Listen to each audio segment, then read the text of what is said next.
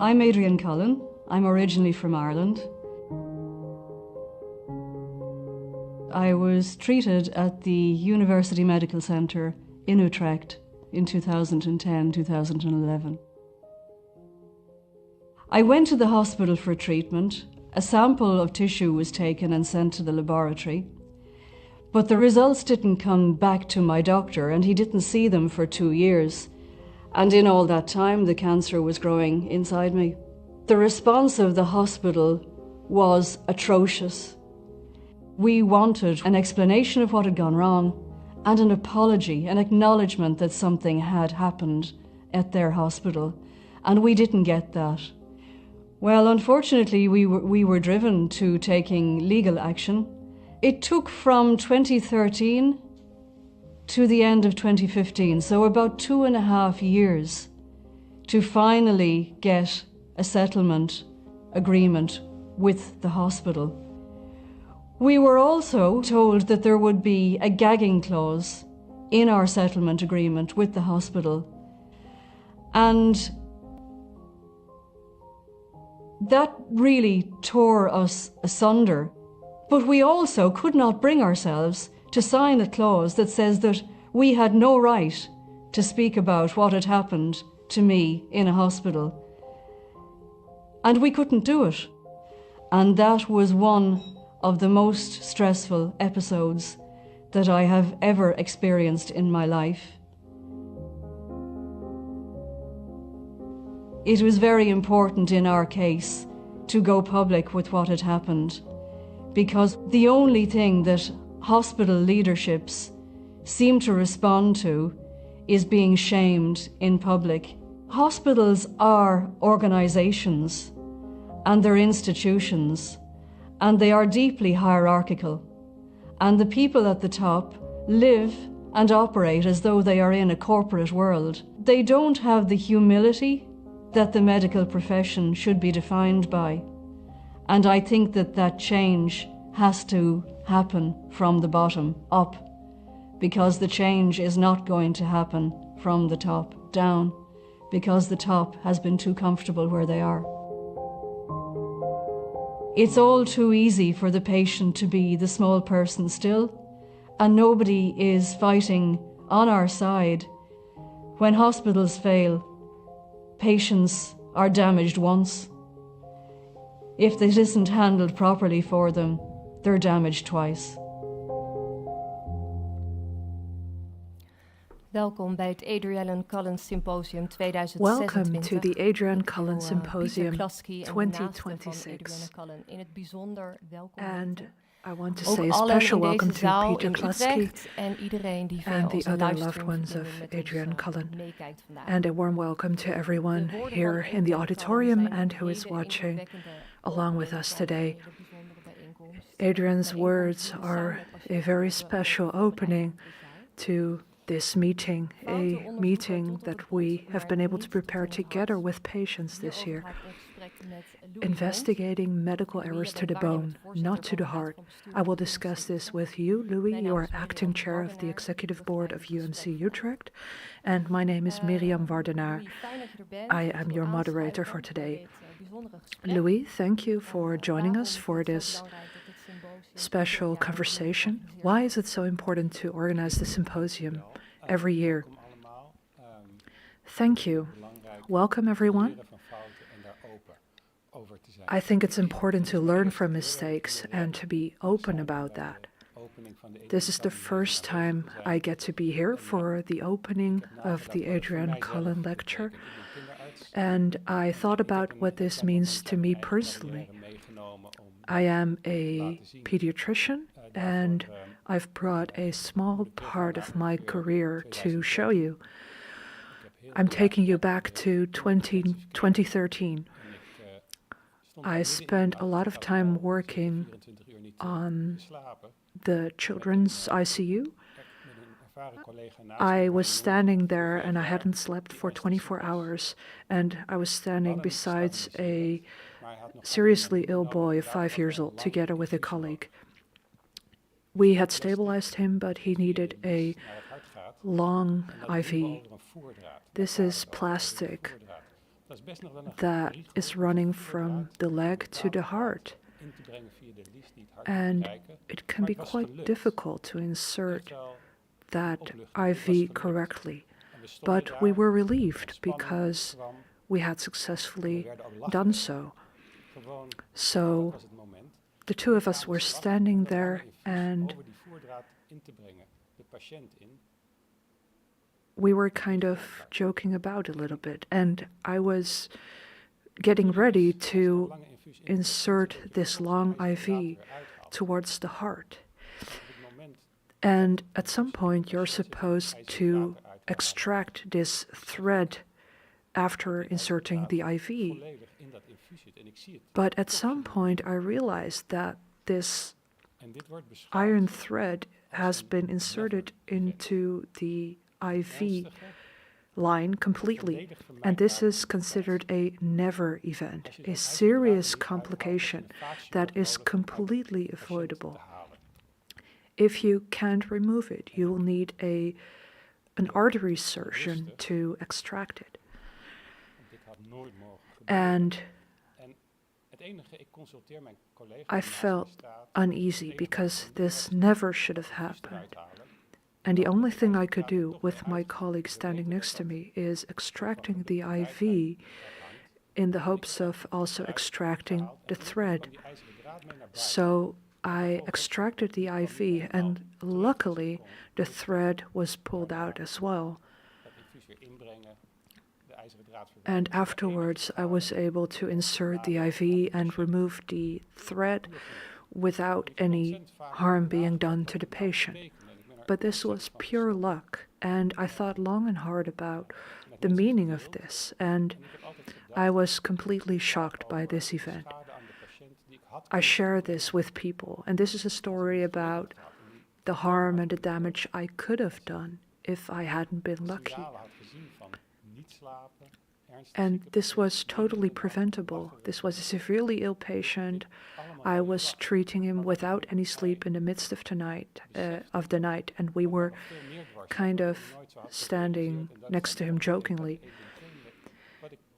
And something I had never realized before, and this is why the Adrienne Cullen Symposium is so important, is that I should have told this to this boy's parents.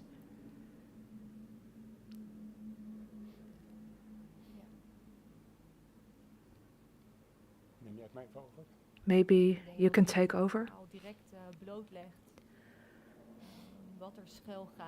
I think this story really tells what happens behind the scenes with incidents like this, with everyone's emotions involved. And we organized this event to understand each other's perspectives better. I'm back. I apologize. I hadn't planned this. No, thank you for sharing this, because today we will also discuss procedures and statistics, but in the end this is about people, and that's something you've just shown us beautifully. You are in a different position now, so do you carry this experience with you in your current role at UMC Utrecht?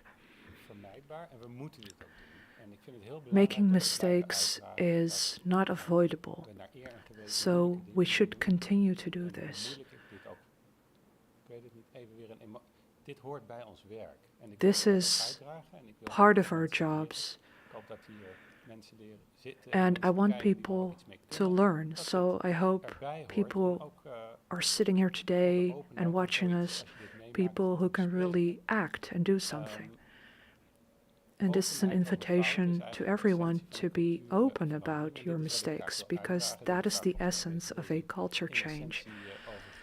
And that is what this lecture, to its very core, is about. It's not just about recognizing and accepting errors, but also being open about them. And I look forward to this afternoon and what we're about to learn and what the panel and the room have in store for us. So thank you for this opportunity. And one final question. What do you hope that the people here in this room will take away after this lecture?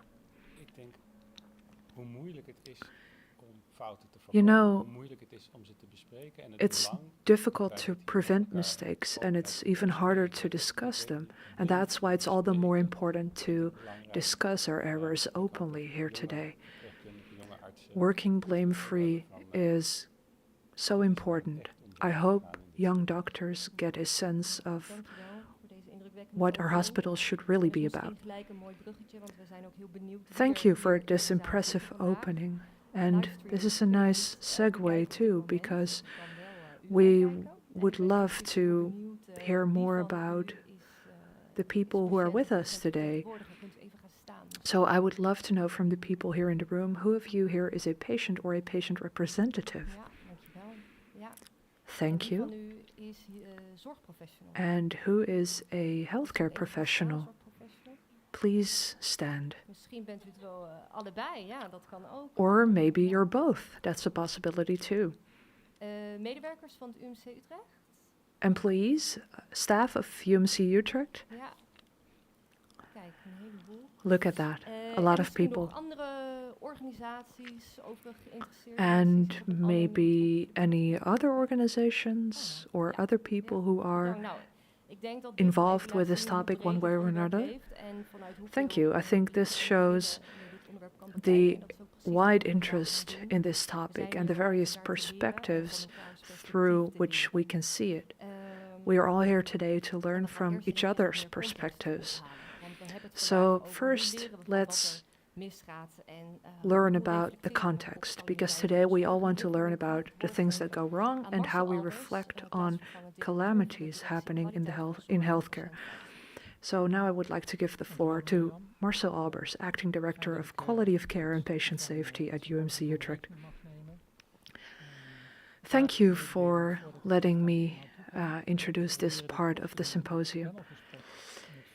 We will try to keep this short because today is really about the panel discussion and the video that will follow this keynote.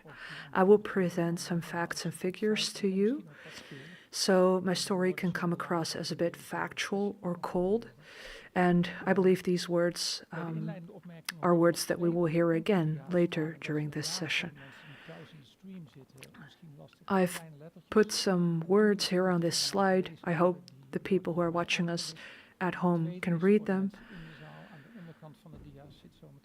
And at the bottom of the slides, we have a black bar, and this has to do with the fact that this way the subtitles for the people who are watching the live stream will be better visible this way. So what does healthcare at UMC Utrecht look like in terms of statistics and figures? First of all, I will discuss that. Then I will tell you more about what calamity investigations look like. And then I will wrap up. Recently, the annual report of UMC Utrecht was published, and among other things, it includes this graph. All kinds of numbers are featured. The number of clinical admissions, the number of first-time outpatient visits, surgeries, nursing days, over 170,000, and the average admission length of 5.7 days. In any case, what becomes apparent from this is that a lot of health care is being provided.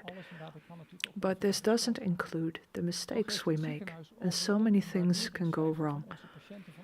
Yet, we get an approval rate of 8.7 from our patients. This sounds good, and we know that this rate is more or less the same across all university medical centers. There's a whole story behind this 8.7 score. You could say, shouldn't we be satisfied with this? No, because there are various signals that make it clear that we shouldn't rest.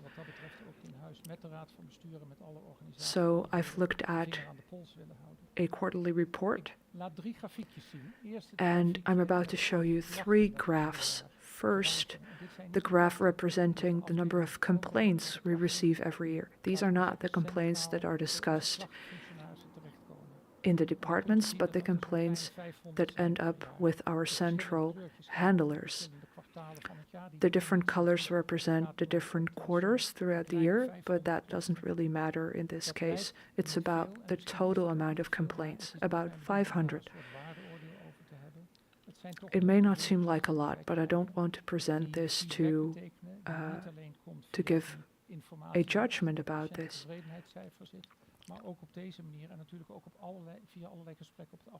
These are complaints that come from various conversations and talks that happen within our departments. It's the patients who determine whether they want to file a complaint.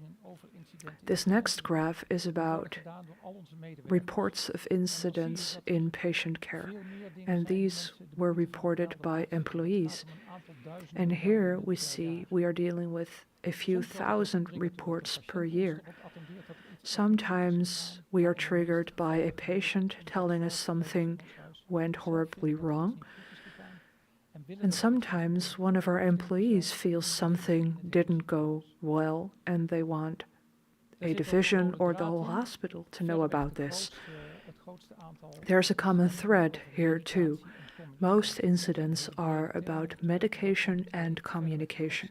These are 2 broad terms, of course, but these are the 2 largest categories. So they definitely deserve our attention. Calamities. And I'm also about to show you a definition, so bear with me. The dark blue bars tell us that we have about 50 to 60 internal reports every year. There's also a screening committee involved. About 20 to 25 reports per year, and mind you, 2025 is not complete yet. 20 to 25 reports end up with the Health and Youth Care Inspectorate, IGJ. And then we end up with the number of incidents that are categorized as a calamity. So how does this relate to what is happening in the Netherlands? This is a newspaper article from 2018 by the NOS. This information is quite dated, you could say, but why is it still relevant? Because there were 447 deadly calamities throughout the country in a 2-year period, a period of almost 2 years. If you look at the whole article, there were about 2,000 reports in those 2 years. About 1,200 were labeled a calamity, and about 1/3 of those were calamities where the patient died because of inadequate health care from the hospital. Does this tell the whole story? No, because we can also look at these statistics in a different way, in a scientific rather than practical way, to say it in black and white terms. A study was published by the Nivelle Institute, and they are conducting this study once every few years in collaboration with the Amsterdam UMC, and they speak of potentially avoidable harm and deaths. And they are saying this harm and this death rate is not going down. Non-avoidable damage is increasing. They say this is an unavoidable consequence of healthcare. So they say we won't be able to do any better, but not any worse either. But there's also another way to look at these figures.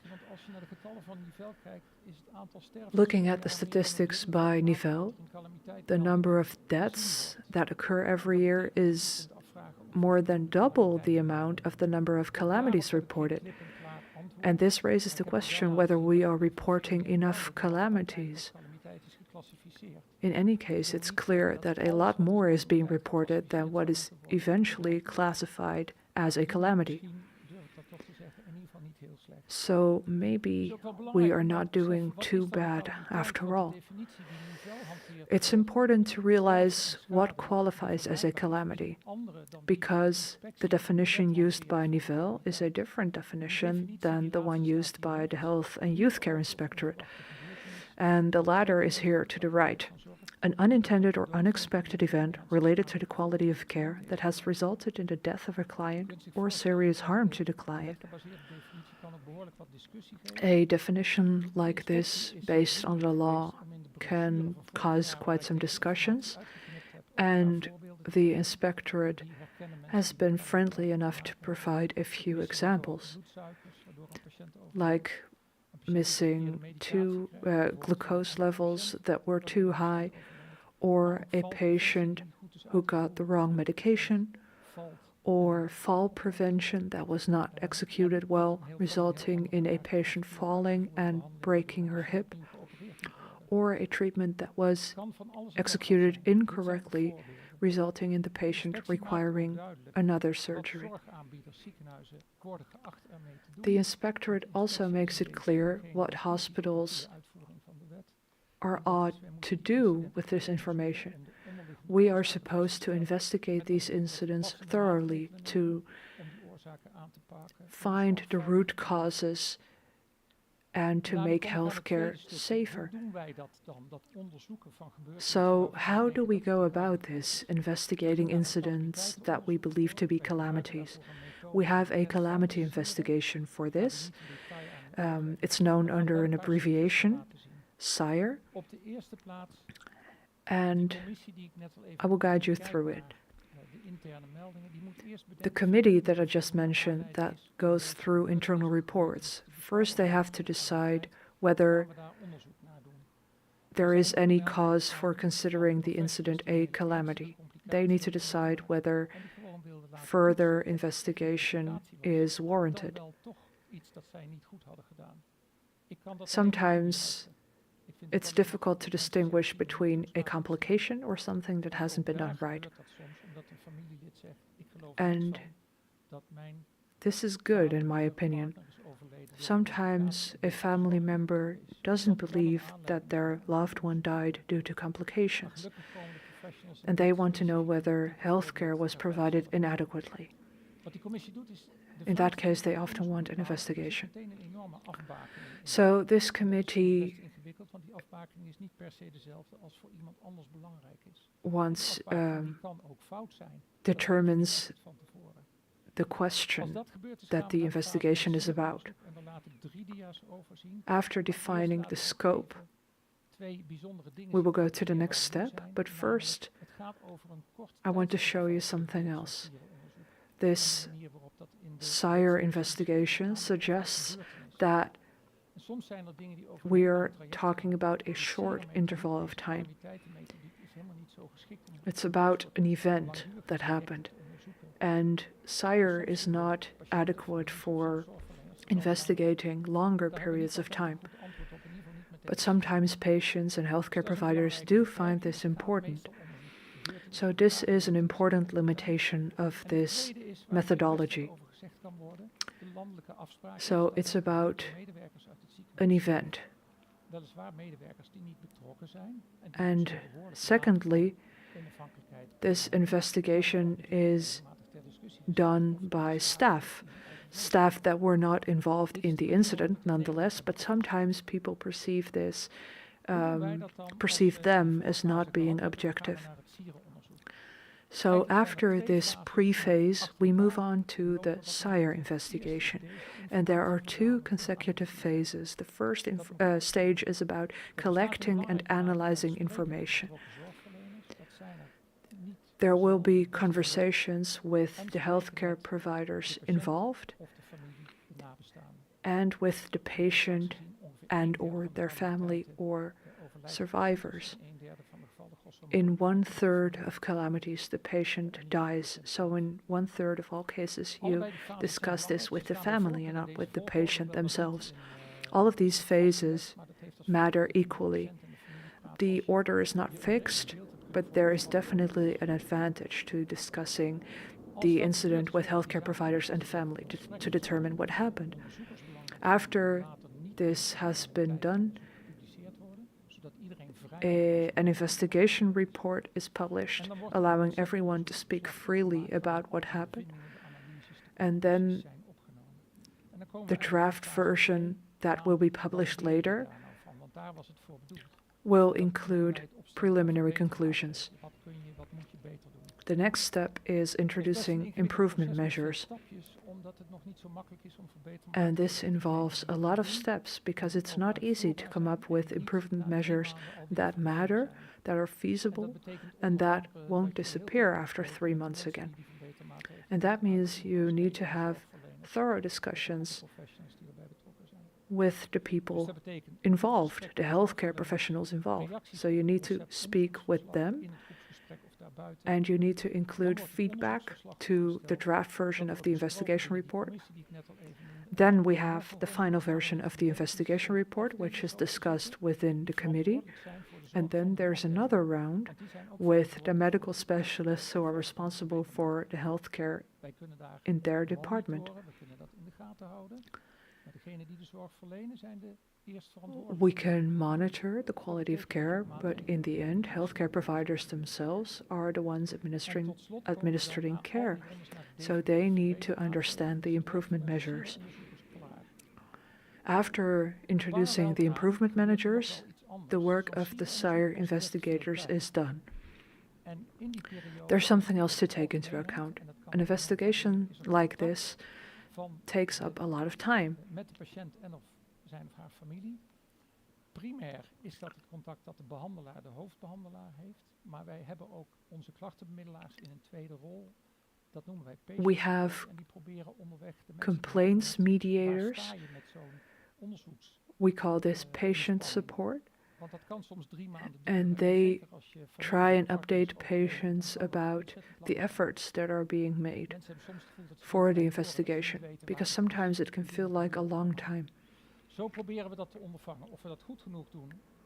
That's how we try to help.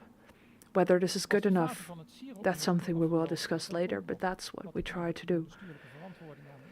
After the SIRE investigation, we need to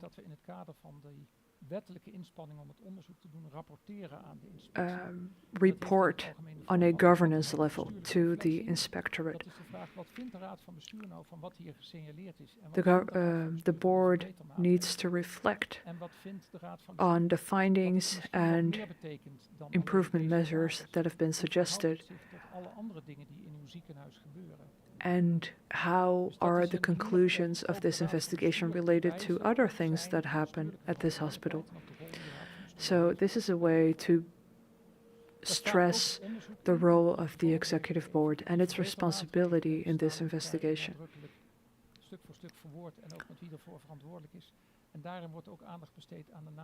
The improvement measures are mentioned together with who's responsible for them, and we focus on aftercare. Sometimes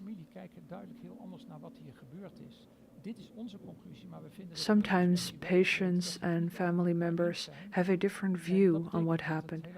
We present our view, but of course there can be differing opinions.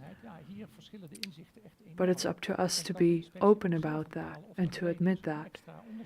And then it's up to the inspectorate to decide whether an extra investigation is warranted.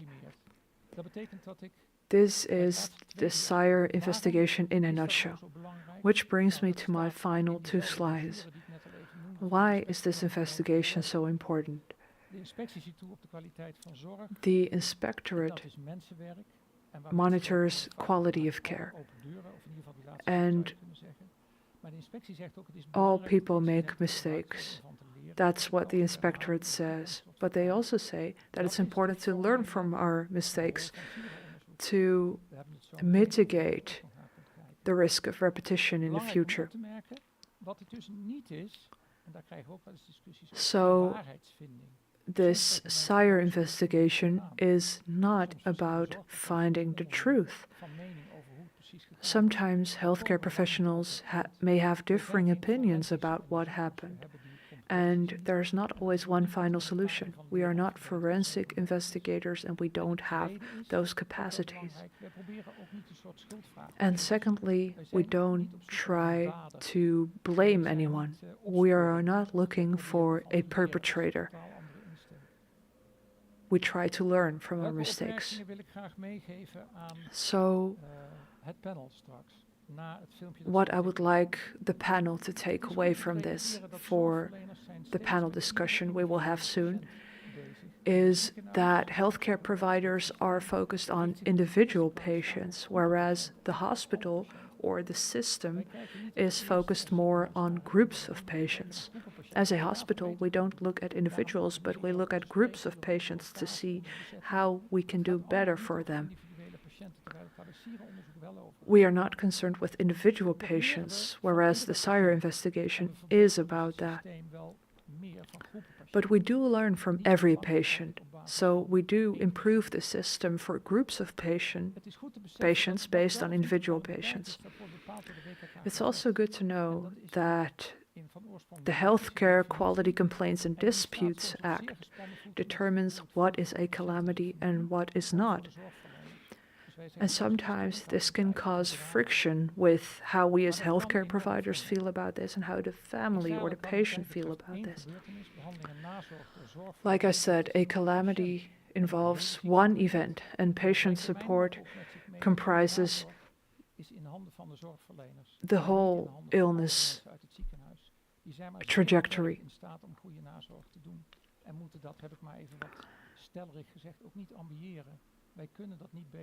We can't offer better patient support than our healthcare providers. But we do feel patient support is part of our duty as a hospital. You also heard Louis Bond saying this, and I believe everyone agrees. But there are practical and legal restrictions to what we can do. On the practical side,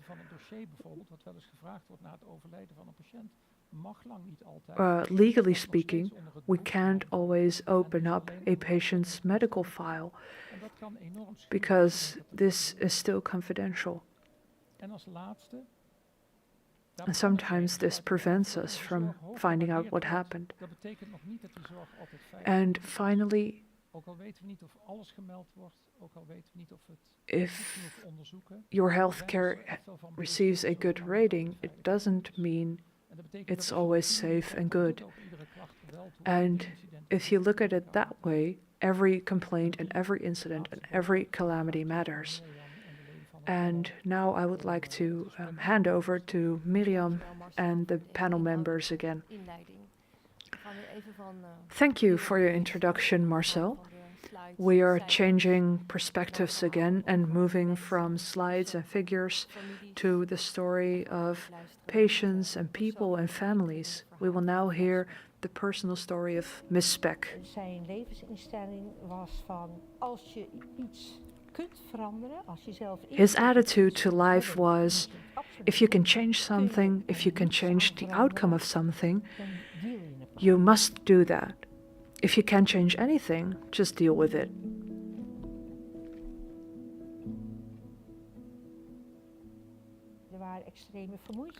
He was feeling extremely tired, and the conclusion was that his kidney function on both sides was extremely limited. Early 1982 was the start of 8 years of dialysis. He was in control. I was his assistant. Whenever he couldn't handle things himself anymore, which did happen a few times, I would step in. He then had a wonderful family transplant, and the kidney was said to be identical. Despite his kidney problems, he never had UTIs. Hospital admission in September 2023. That admission was based on the assumption that he had severe bladder issues. And that was the diagnosis he received later on. He was said to have bladder issues resulting in urosepsis. Urosepsis is a form of sepsis originating in the urinary tract. That is what his treatment was based on. We were all too familiar with how things would proceed. We always said everything needed a reset. And then this strong and quite dominant man would be completely wiped out. I would act on behalf of him, taking over everything. Treatment was fully focused on the urosepsis. No attention was paid to his pre-existing condition of cardiac arrhythmia. I had already experienced multiple admissions, and I had a strong feeling they were only focused on the urosepsis. That's why he was admitted. But there were so many more things that could be wrong. I saw it happening with my own eyes. I even called it out, made them aware of it. But I wasn't included.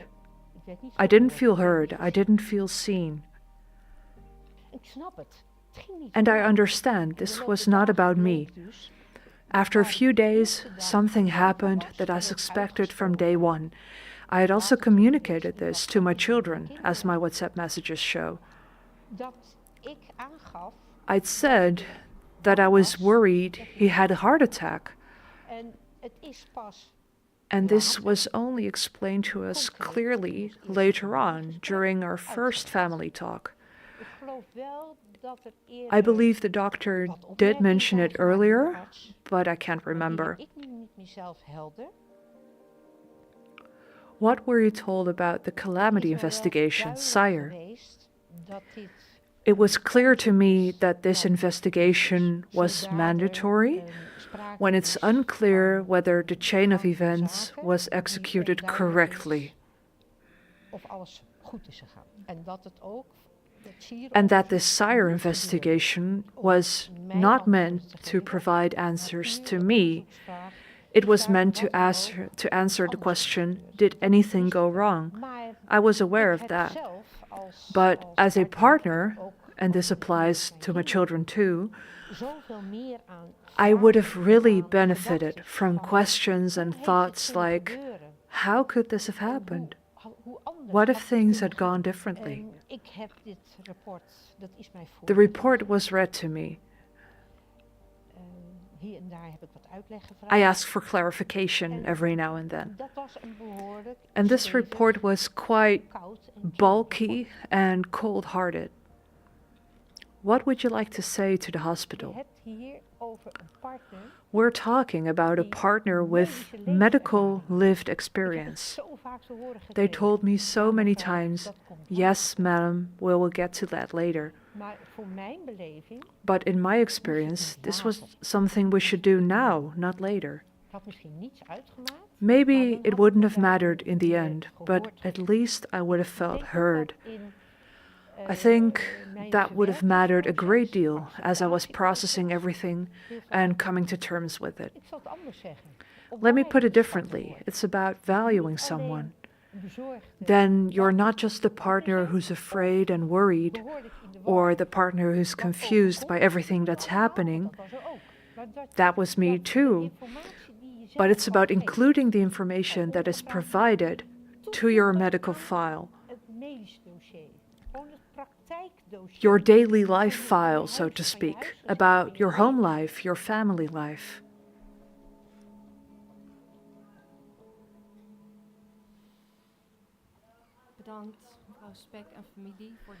Thank you, Ms. Speck, and your family for sharing your story. I think I can speak on behalf of everyone who's following us along when I say that this has really touched us and that it's positive that we can discuss this in all openness.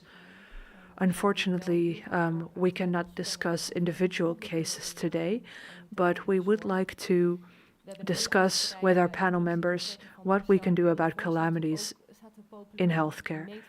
We had an elaborate introduction by Marcel, and I understand you would like to participate in this conversation, and I'm about to explain to you how. But first, I would like to introduce you to our panel members who unite various perspectives. Gina Botger, you are here as a patient. Thank you for that. Indira Bader, you are a sire investigator and nurse advisor as well. And Maurice Flemings, you are an inspector at the Health and Youth Care Inspectorate, IGJ. Of course, we also want to know what the people here in the room are thinking, and you can share your thoughts with us through Mentimeter. So I would like to ask everyone to grab your phones. Please put them on silent because we don't need that today, but we would like to invite you to join us in this discussion. You can scan the QR code and then you will find the first question. The first question is about the sire investigation. For what purpose would you use this investigation? Let's go back to Ms. Speck's story for a minute without going into too much personal details. What does a story of patients and their loved ones do with you on a personal level? Of course, it's really painful to hear about their feelings, that feeling of powerlessness. You hear things that are not okay, but you are not being heard. What about you, Gina? Yes, I agree. It's the feeling of not being able to provide any input and being left out when this investigation is about you as a patient. Yes, I think that's an important question. How is it possible to investigate something so thoroughly and the outcome being that the patient doesn't feel heard?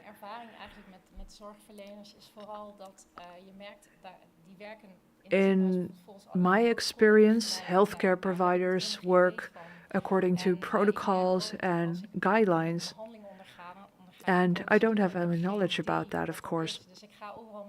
When I get treatment, I don't have any idea about so many things, so I simply have to surrender and trust. So you're kind of lagging behind, and you can be critical afterwards, but often that's only afterwards. And how come? Because I don't know how these procedures go, so I have no other choice but to surrender. So, of course, you do that because resisting makes no sense. Indira, you are a sire investigator. How do you think these differences come into existence? I think it starts with informing the patient and their family members about something that has not gone correctly. If we explain to them what we do, what we are going to do, or what happened, I think that helps. So already being open from the start in terms of your behavior and attitude. Yes, and living up to what you promised. That doesn't always happen, you mean? That's right. Looking at the Mentimeter, I see we have about 70 responses, and the most popular purpose is learning from incidents. Does this align with how you view the sire investigation? Yes, we want to prevent things happening in the future. We can't do that for this specific patient anymore, but we do want to prevent this for future patients. And that can be a challenge with sire, with this methodology, because this is about a particular patient. What makes it so difficult then? Well, sometimes a patient is very much involved in their own case, of course. And we just heard from Ms. Speck that a report can come across as very cold-hearted erkenning, hè, waar ook because een heleboel mensen it's vaak aimed over at die future begrijpelijke patients. behoefte is, denk ik. Ja, daar gaat het dan een beetje knellen in zo'n So onderzoek. in that case, acknowledgement is a hurdle in the SIRE investigation. En daarin schrijven we ook wat It can be.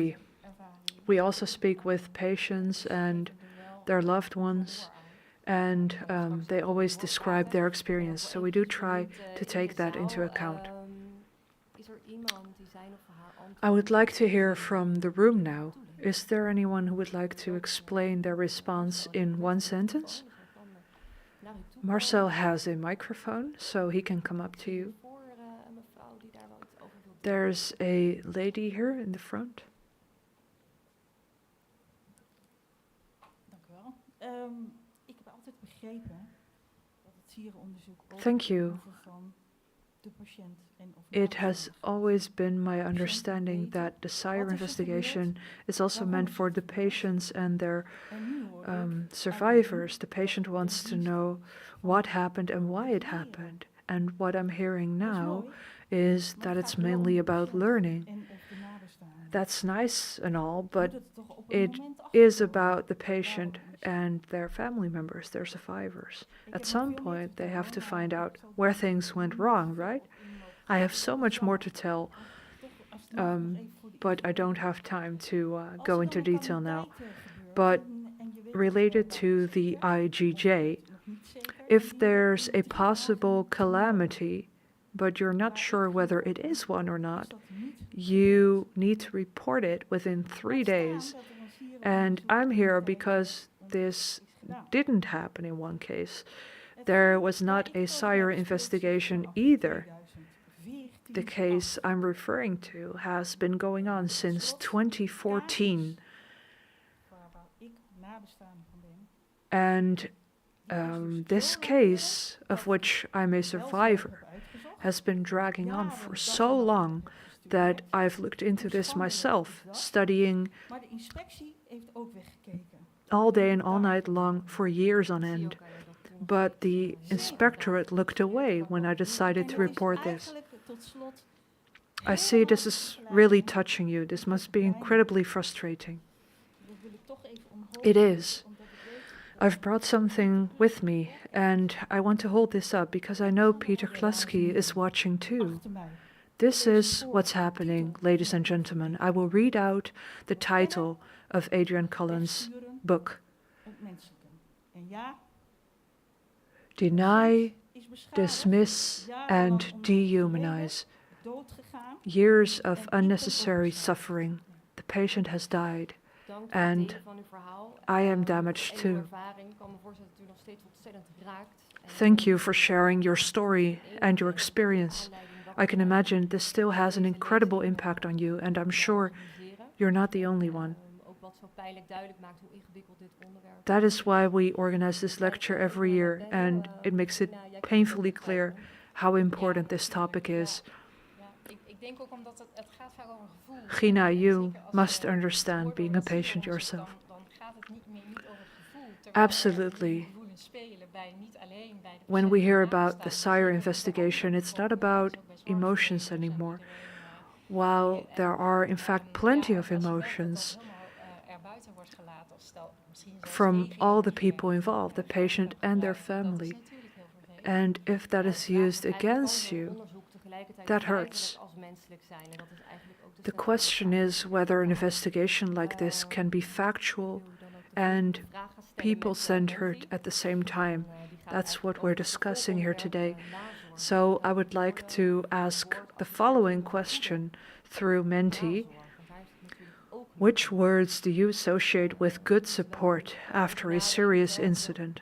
Onderzoeken fouten met sieren tot op het bot, maar raken we daarmee ook het hart? En wat is daar dan voor With nodig? SIRE, we are investigating medical errors to the bone, but do we also succeed in touching the heart? Maurice, for us, the core is about improvement. But it's also important for patients and their survivors to be involved and included in the investigation. We need to find out about their stories. The story that was just referred to spans a period that is much longer, and I understand it's almost impossible to take that entire span into account if you just look at one event. But it is important to look at what happened and what can be improved. So we really need to listen well to patients and include those findings. Of course, you can ask your questions as an investigator, do your interviews, and move on. But that doesn't cut it. Patients and their survivors really need to feel like they are part of the process. And how do we go about this then, really including them in a meaningful way? We really need to listen to people and their stories. We really need to find out what their needs are. Because when things go wrong, there are various needs from the patient, from healthcare providers, from their family, from everyone involved. And we need to do something with those feelings. And Sire cannot always provide an answer. What is your take on this, Indira? I agree. Sometimes we look at a tiny piece of what happened, while some incidents span a period that is much longer. I won't be able to take everyone's worries away in one conversation, no matter how hard I try to explain everything. Looking at the word cloud, let's have a look at what people associate with good patient support. I don't see anything related to procedures or rules or reports. It's about human contact, listening to people, humanity, empathy, transparency, attention, openness. It's about having that human-to-human connection. Let's go to the room, because we do have a few healthcare professionals present here. Is there anyone who would like to comment on what's at the heart of good patient support, of good support?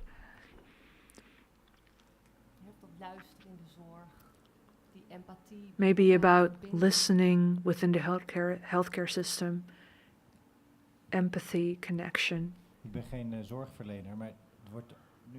I'm not a practitioner, but right now it seems like there is some friction between the humanity aspect on the one hand and the report on the other hand, but they can go together. So for me, it's about how to go about that. I'm not pretending to know the answer, but I think it's about looking at them side by side, horizontally. Yes, I understand. We need to learn from what happened as an institute, but at the same time it's about people and their experiences. In my experience, I believe we can look at both sides at the same time. But I think for healthcare practitioners, it's really important to make sure this won't happen again with the next patient. And of course, support is really important, but we also want to make sure it doesn't happen again. Indira, where does the investigation end and where does the support phase begin? Or do they stand next to each other?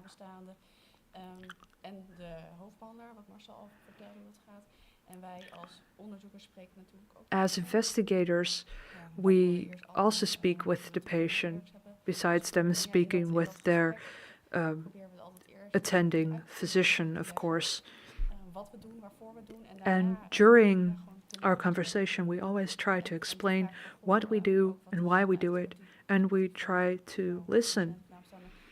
We also want to know from their perspective as a patient or survivor what we should improve. And this is not always a good fit with the system, but this is mainly to make sure people can think along. And what's even more important is what happens before that, right after something went wrong. We are now discussing an investigation that happens after something has been established.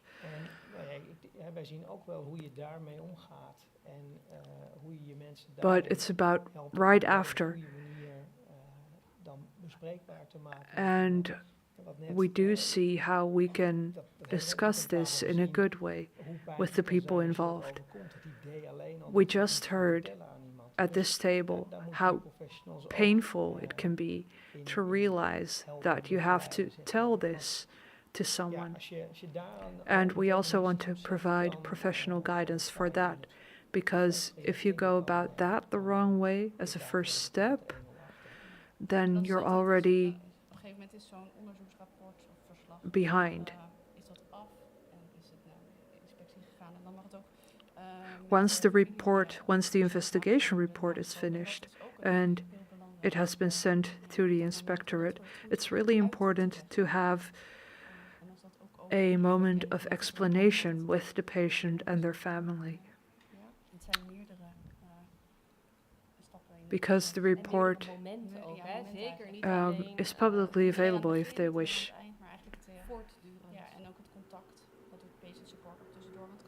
And it's also important to have moments of contact intermittently, continuously, because sometimes this investigation can go on for months, and as a patient and as a survivor, this can feel like an eternity. And then for the patient, they still have a lifetime of mourning in front of them. I wonder how this conversation takes place. Who's involved?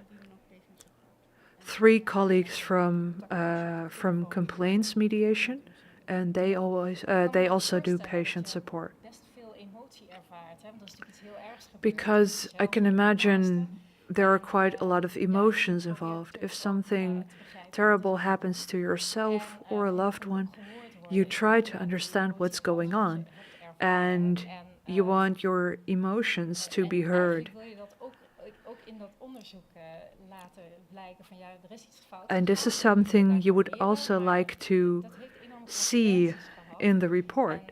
Something went wrong and it has had terrible consequences. I really understand that need.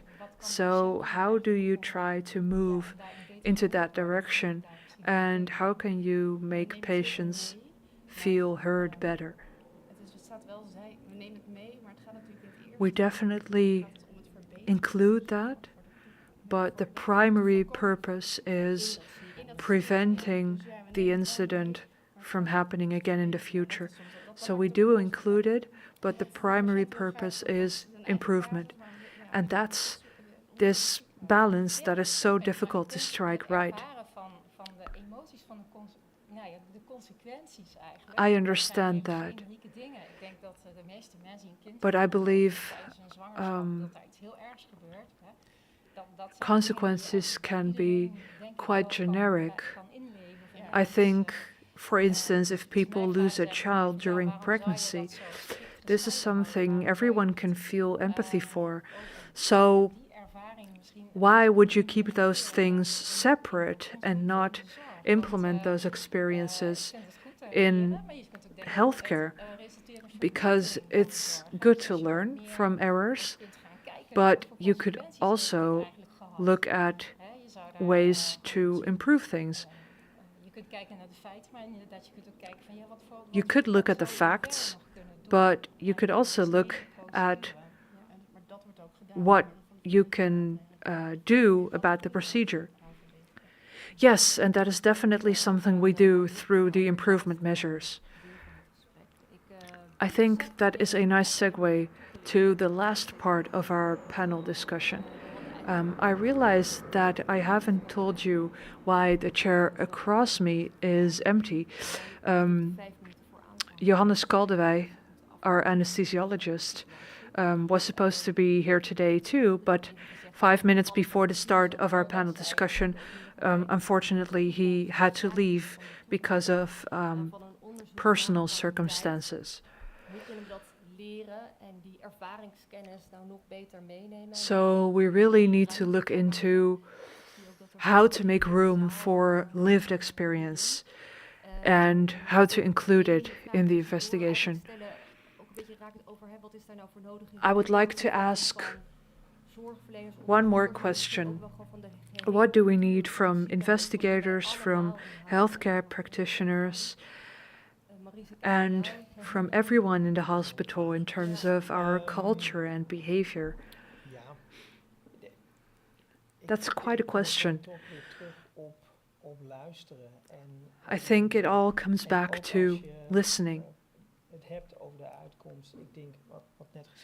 And speaking of consequences, I think what was just said is right. Why can't we combine everything? I recently had a conversation with someone after something happened, something that resulted in a calamity. And during this conversation, we listened and we heard about how this person is doing. But we also indicated how the efforts of this person helped us to make improvements. And it was really noticeable that that she was happy about that.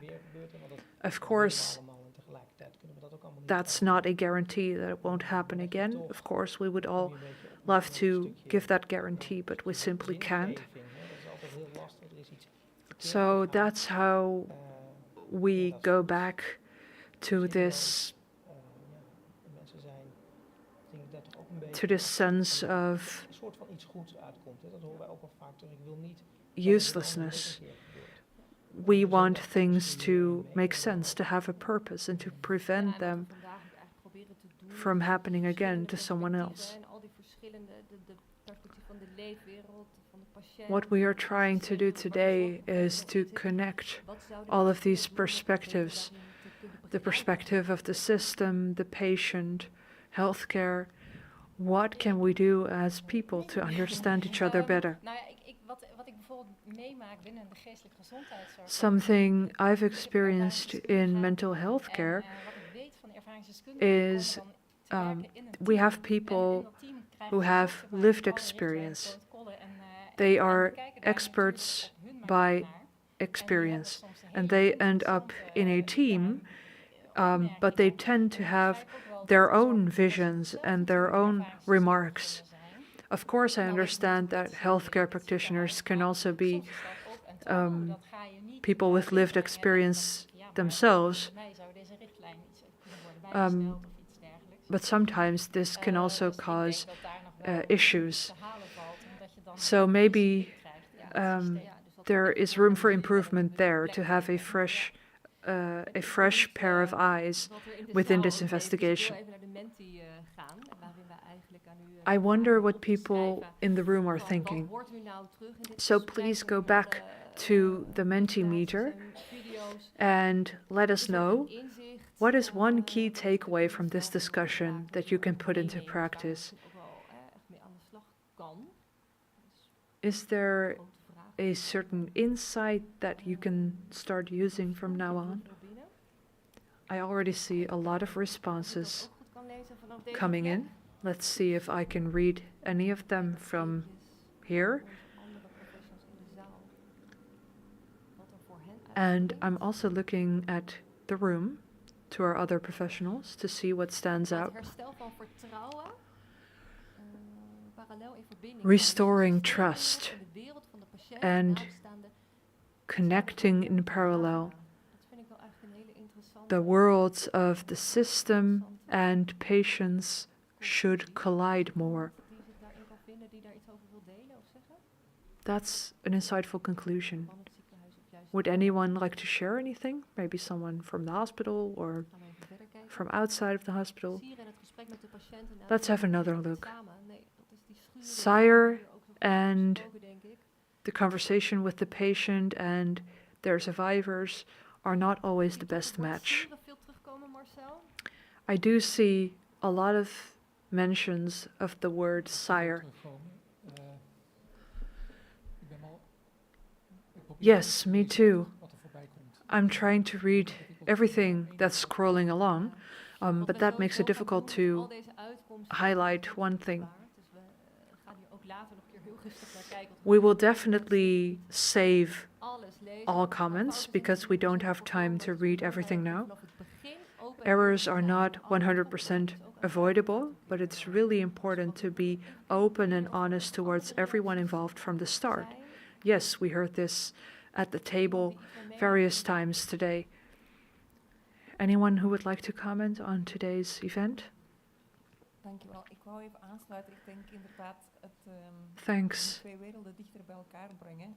Indeed, bringing those two worlds closer together in het UMC is not an easy feat. mee bezig zijn. I think we are working on this Dus within patiënten UMC Utrecht, but we can definitely do a lot better. geven.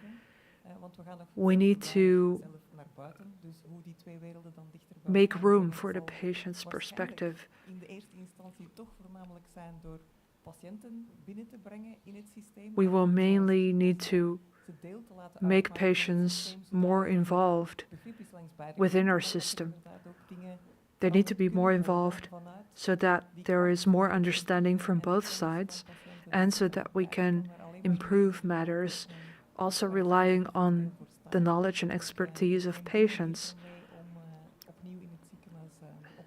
I definitely have learned something today, and I will definitely table this within the hospital.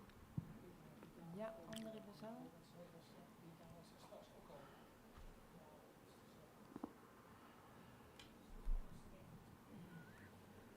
Ik heb me afgevraagd, ik heb een heleboel jaren gewerkt bij het informatieklachtenbureau. I was wondering, because I worked quite a few years for the Information and Complaints Health Bureau, which has been suspended.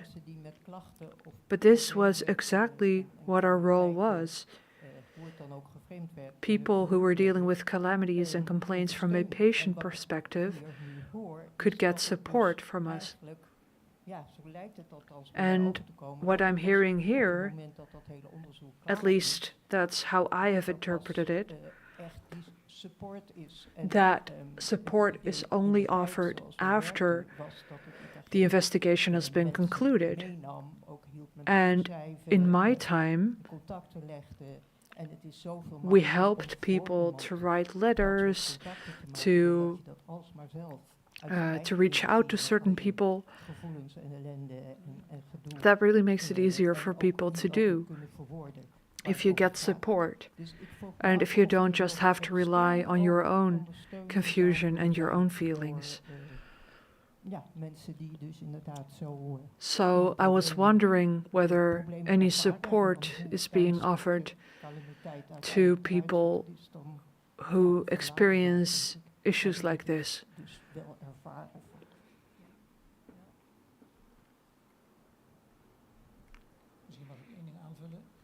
If I could add one thing, patient support is not initiated after the conclusion of the investigation. The investigation sometimes takes a long time, but patient support does start early on, internally. We inform patients about where we are in the SIRE process, and we often consult practitioners as well. Do we have any time left? Because I have two more people here who would like to say something. What I keep hearing is that the SIRE investigation hurts patients and their loved ones, their survivors. So shouldn't we change the investigation so that patients and their loved ones really become equals in the investigation? Because we are now discussing the SIRE investigation as if it's a given. But now that we are hearing how everyone wants to bring these perspectives together, maybe now is the time to review this investigation, this methodology. Let's look at what happens if we tap into this expertise, this lived experience. So maybe we should come up with a new form of investigation. Could that be an option? Because a calamity in a hospital is a huge calamity for patients and their loved ones. You are in fact dealing with two calamities. I would like to add one thing. The SIRE investigation often helps patients too. We have highlighted a few examples today to show how things can go wrong, but there are definitely outcomes that help patients. So it's not as if they are mutually exclusive. I would like to hear your response as panel members to this suggestion. I can imagine that the inspectorate regularly looks at ways to organize things differently. Absolutely. We do consider how to involve people meaningfully. In the past, it used to be sufficient to say that you were indeed involving them. That was a step that wasn't too usual 10 to 15 years ago, because people thought people without any medical experience didn't have a lot to contribute. I'm glad we are past that phase now, but I do believe now it's time for the next step, how to really engage them meaningfully. And as an organization, do you feel like you are getting the most out of this investigation from both sides? We really try to learn about how we learn from calamities. This kind of sounds meta. But at the same time, we don't want to create any false expectations, any false hope. Yes, that's the challenge we are facing, because for now, the SIRE investigation is mainly meant for the hospital. Maybe one more suggestion from the room. I would like to give everyone the opportunity to weigh in. In the back, which insights do you incorporate after today?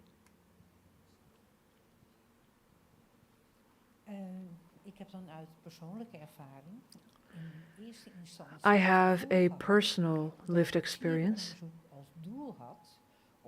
Initially, my feeling was that the SIRE investigation was meant to determine whether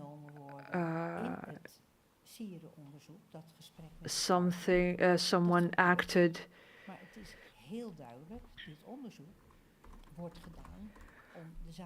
whether someone acted in a culpable way.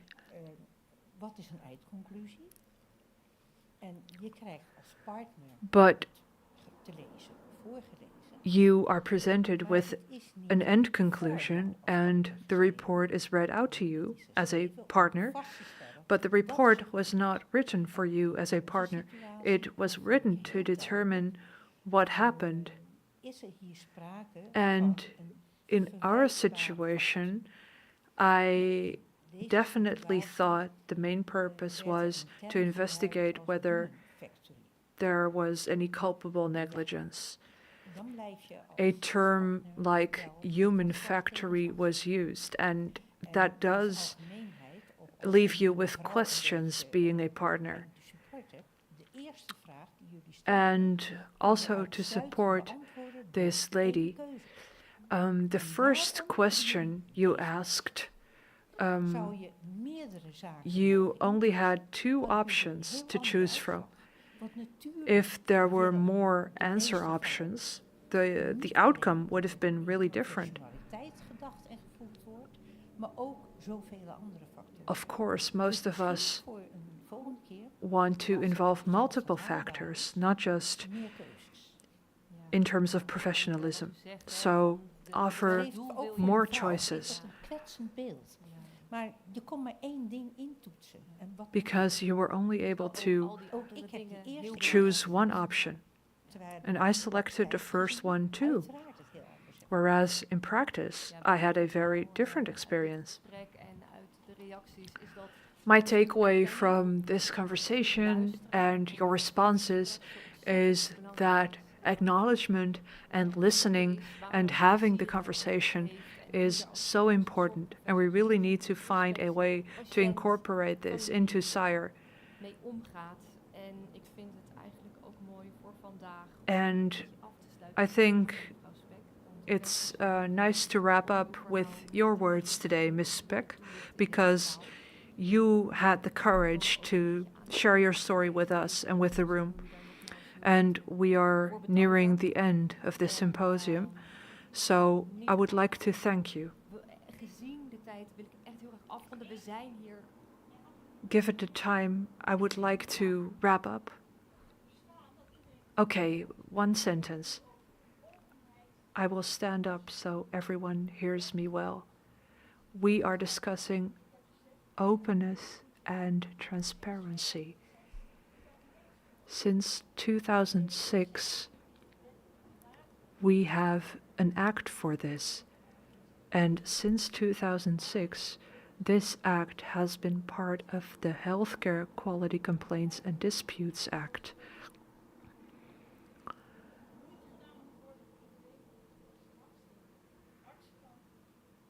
Right now, it seems like people are making an effort to be open and transparent, but it is the law after all.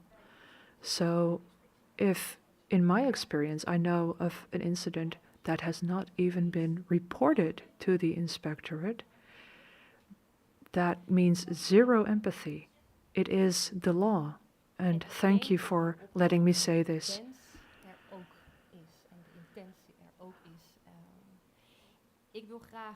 I would like to wrap up for today.